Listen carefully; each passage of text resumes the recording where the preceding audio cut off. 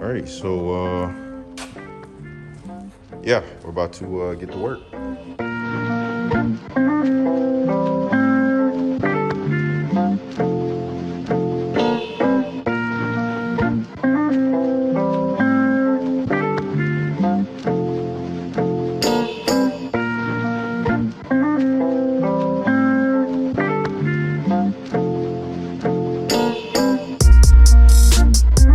Alright, so first drive with the front mount intercooler installed. It already feels like it's got way more power on tap. By way more, I mean like 20 horsepower. Not a lot.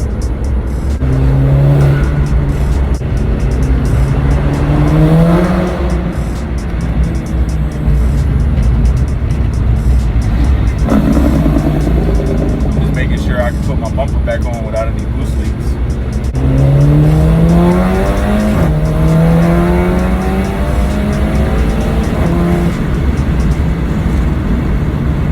Definitely changed up the sound of the blow-off valve.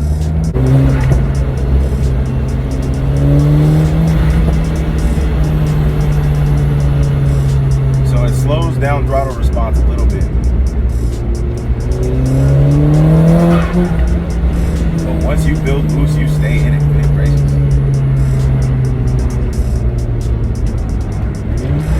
I can actually see, like I have a digital boost gauge on here, and I can actually see where it's and we start off.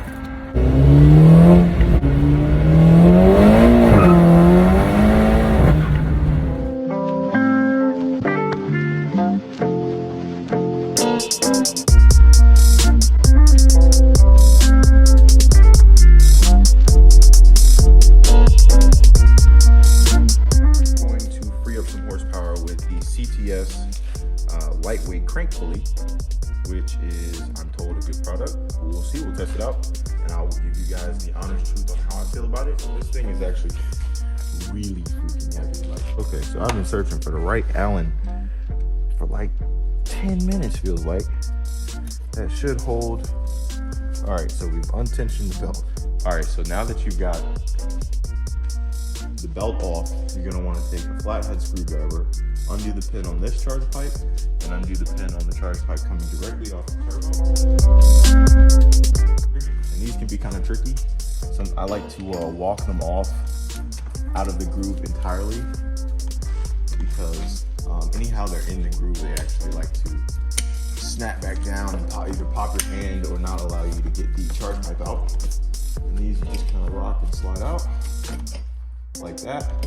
And after you get these two clips out, you're gonna take a T30 and undo the two T30 bolts on the bottom steel side of the charge pipe. And once you do that, the charge pipe will come out and you have access to everything you need to see to get the crank pulley out of there.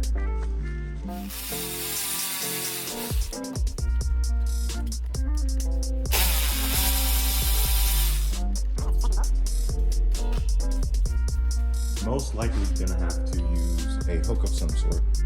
That's the one I'm using here. Charge pipe is there. The clip is actually right here facing downwards. I'm just gonna slip the hook inside the clip, rock it back. Oh, there it is.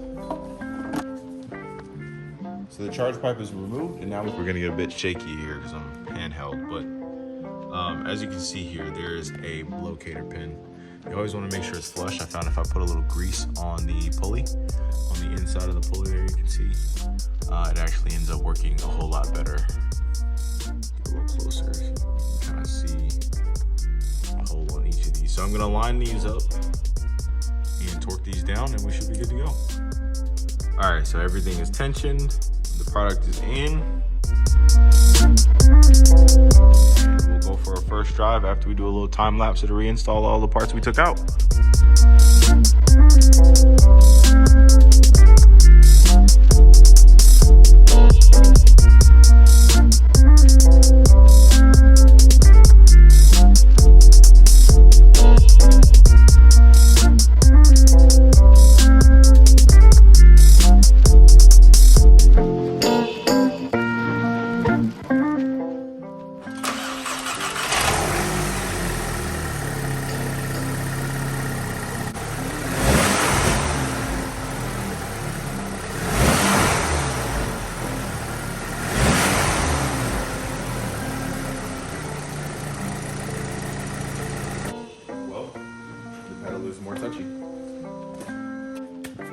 in comparison to, this is probably, I don't know, 3 or 4 times as heavy as the one that I just installed. Scale of 1 to 10, level of difficulty, like I said, if you don't strip the bolts, it's like a 3. It's really not that hard. If you do strip the bolts, I would recommend professional help.